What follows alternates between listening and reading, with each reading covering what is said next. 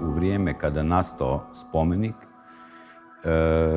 kipara Vojina Bakića je bio inovativan na dve razine. Jedno je bilo sama njegova forma, a drugo što je to bio jedan grandiozni projekt koji je bio tehnološki izuzetno kompleksan i na neki način je ne samo svojom suvremenom formom, nego i tehnologijom proizvodnje pokušavao oslikavati nekakav širi društveni kontekst u smislu znanja, tehnologije, svakako i ideologije.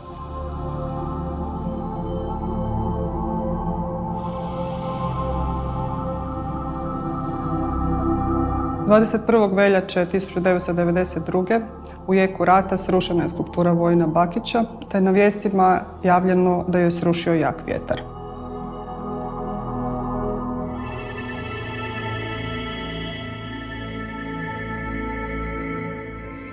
To je demantirao godinama kasnije Hrvatski hidrometeorološki zavod ovjerenim dokumentom koji pokazuje da na taj dan u to vrijeme snaga vjetra iznosila od 0 do 1 bufora, koja se po ljestvici hidrometeorološkog zavoda naziva tišina. Iz tog razloga se i projekt naziva Tišina koja je srušila spomenik.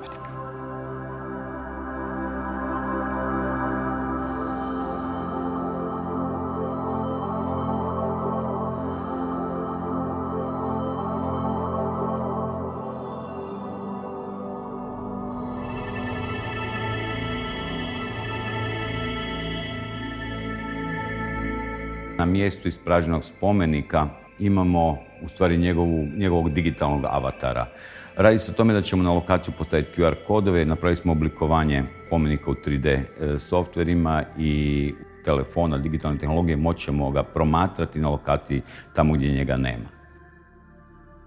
Svjetlo na objektu nam je u korelaciji sa njegovim prostorom gdje stoji, dobom dana i vremenskim prilikama. Hoću reći, taj objekt nije fiksan, naš digitalni objekt nije fiksan, nego on je živ u smislu toga da ima live feed o vremenskim i svjetlosnim uvjetima, pa prema tome je konstantno u promjeni.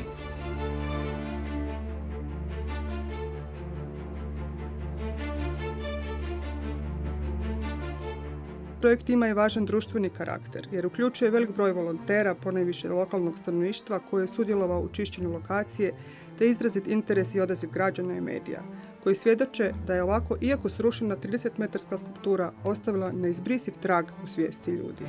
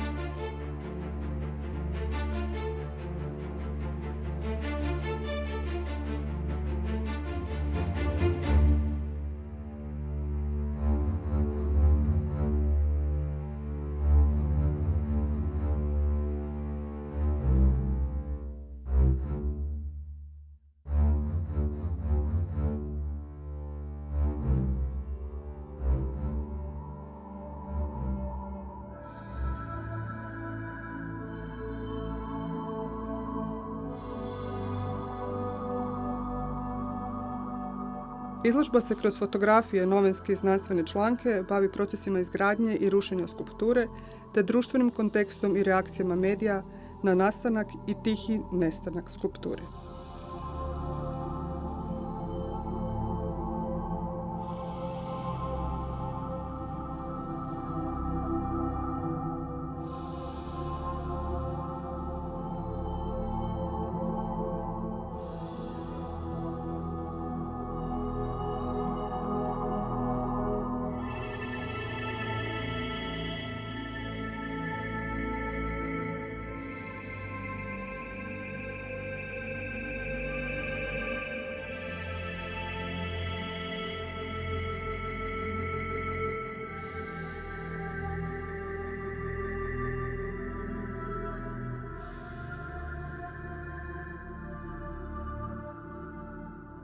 Multimedijalna instalacija koju smo postavili na mjestu stručnog spomenika, a radi se o skoro 20 metara velikom LED ekranu na vrhu brda u ovoj divljoj prirodi, imalo je pomalo karakter spektakla, a i namjera je bila da otvorimo dijalog u javnom prostoru o problemu kojim se bavi i ovaj projekt.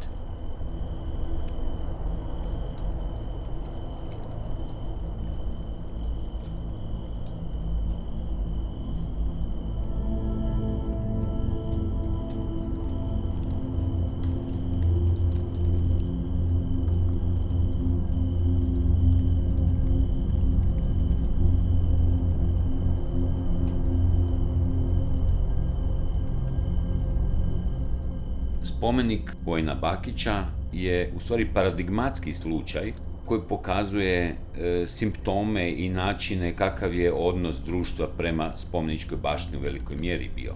Isto tako mislim da je Tišina koja je srušila spomenik, naš projekt iz 2023. na neki način nukleus ideje o mogućem odnosu prema tome u budućnosti. Problem estetike umjetnosti uvijek proizvodno pitanje etike. Ovaj naš napor ima za konačnu svrhu utjecati na društvene odnose kako bi se stvorilo neki prostor veće tolerancije i razumijevanja.